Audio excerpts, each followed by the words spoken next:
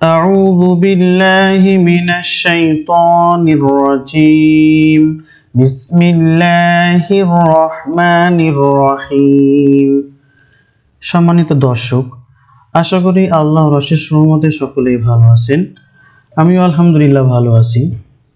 আজকে আপনাদের খেদমতে আমি সূরা ফাতিহা সহি করে শেখানোর চেষ্টা করব। সূরা ফাতিহা কিন্তু অনেক গুরুত্বপূর্ণ একটি সূরা।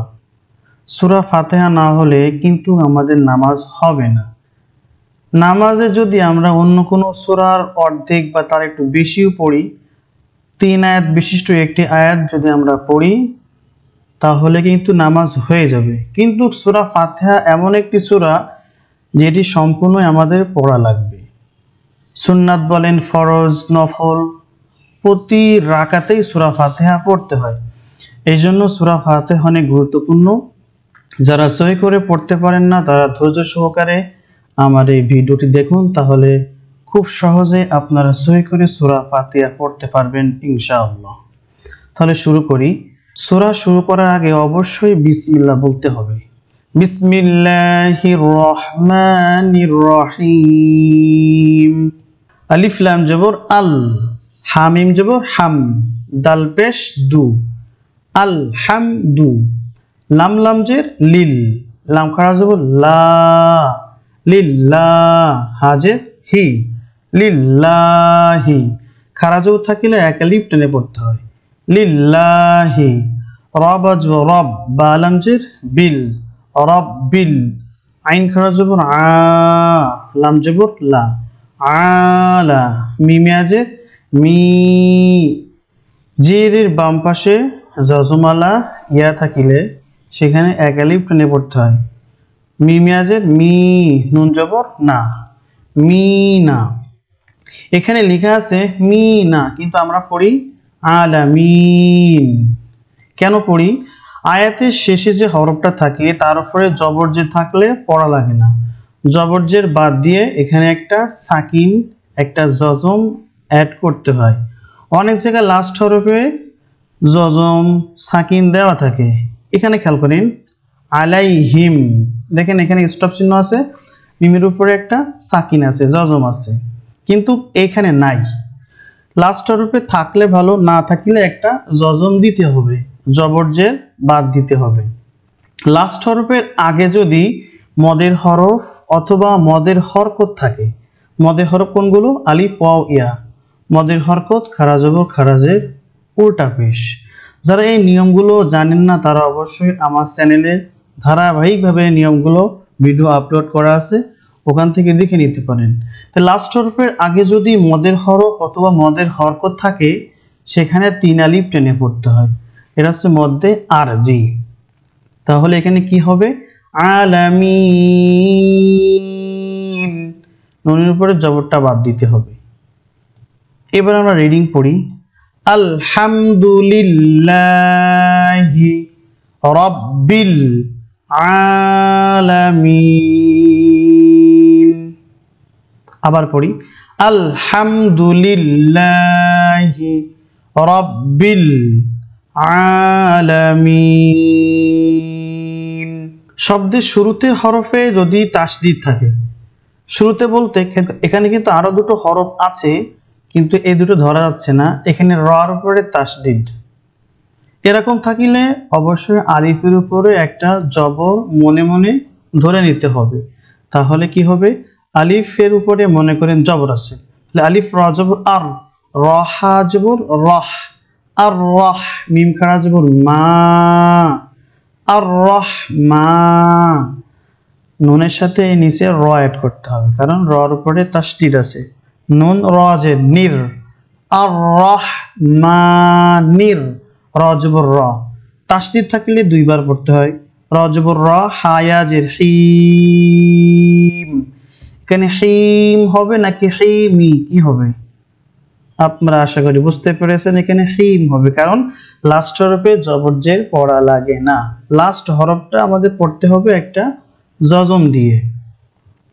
রহিম, রহিম এখানে কয় আলিফ টান হবে? এখানে 3 আলিফ টান হবে, কারণ লাস্ট হরফের আগে যদি মদের হরফ মদের হরকত থাকে সেখানে 3 আলিফ টেনে পড়তে হয়। তাহলে পুরো লাইনটা আমরা আবার পড়ি। আর রহমানির রহিম, আর রহমানির রহিম। মিম খাড়া জবর মা, লাম জের কাব জের কি, মালিকি।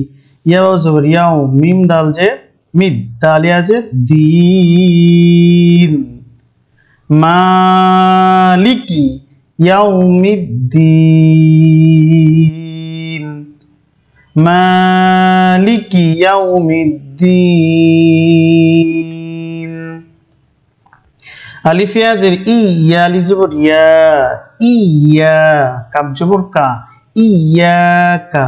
নুন আইন জবর না, বা পেশ বু, না বু, দাল পেশ দু, না বুদু, ইয়াকা না'বুদু। ওয়াও জবর র, আলিফ ইয়া জের ই, ওয়া ইয়া আলিফ জবর ইয়া, ওয়া ইয়া কাব জবর কা, ওয়া ইয়াকা। নুন সিন জবর নাস, তা জবর তা, নাস্তা আইন ইয়া জের ইন, নাস্তাঈন। একসঙ্গে ট্রাই করি। ইয়াকা না'বুদু ওয়া ইয়াকা নাস্তাঈন। ইয়া এখানে টান কেন হচ্ছে?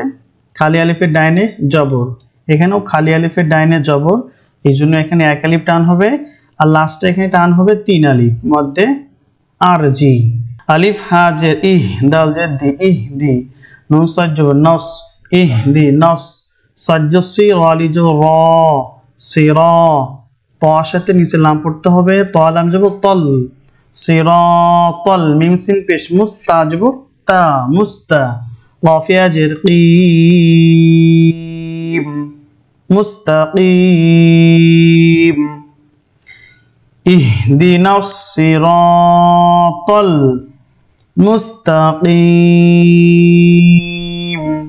صاد সিরা আলিফ জবর র, সিরাত, লাম জবর তল, সিরাতাল, লাম জবর লা, সিরাতাল লাযিনা জি, নুন জবর না, সিরাতাল লাযিনা। আলিফ নুন জবর আন, আইন মিম জবর আম, আনআম, তা জবর তা, আনআমতা। আইন জবর আ, লাম ইয়া জবর লাই, আলাই। হা মিম জের হিম, আলাইহিম।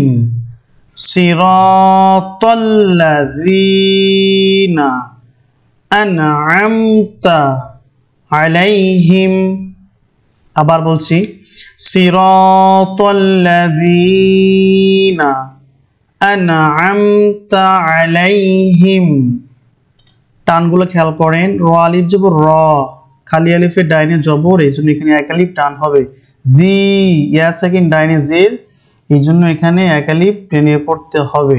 গয় নিয়ে আসবো, গয় র আলাম জের রিল, গয় রিল। মিম গয়ন জবর মাগ, গয় রিল মাগ।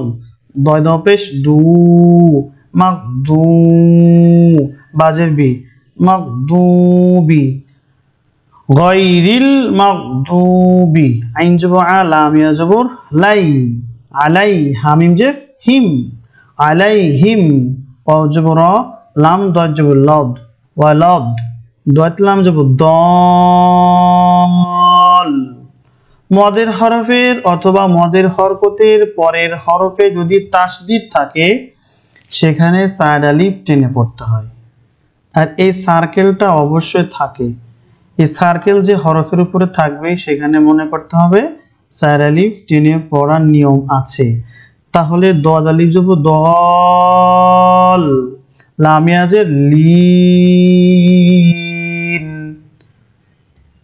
ওয়ালাদ-দল্লিন।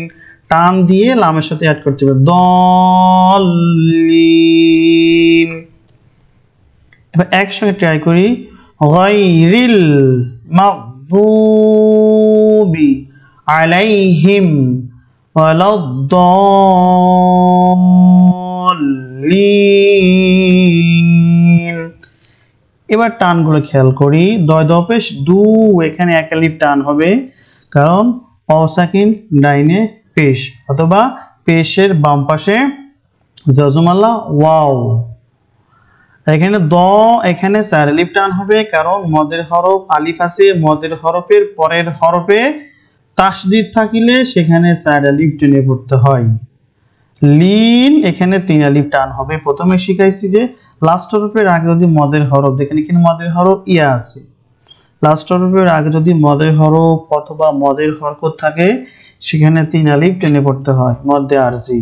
আর লাস্ট হরফে জবর যে থাকলে পড়া লাগে না, একটা সাকিন জজম অ্যাড করতে হয়। আশা করি আপনারা খুব সহজে সূরা ফাতিহা শিখতে পেরেছেন। যদি শিখতে না পারেন তাহলে ভিডিওটি আরো 1-2 বার দেখুন, তাহলে খুব সহজে বুঝে যাবেন ইনশাআল্লাহ। আগামী পর্বে ভিডিও দেখার আমন্ত্রণ জানিয়ে শেষ করছি। আসসালামু আলাইকুম ওয়া রাহমাতুল্লাহি ওয়া বারাকাতুহু।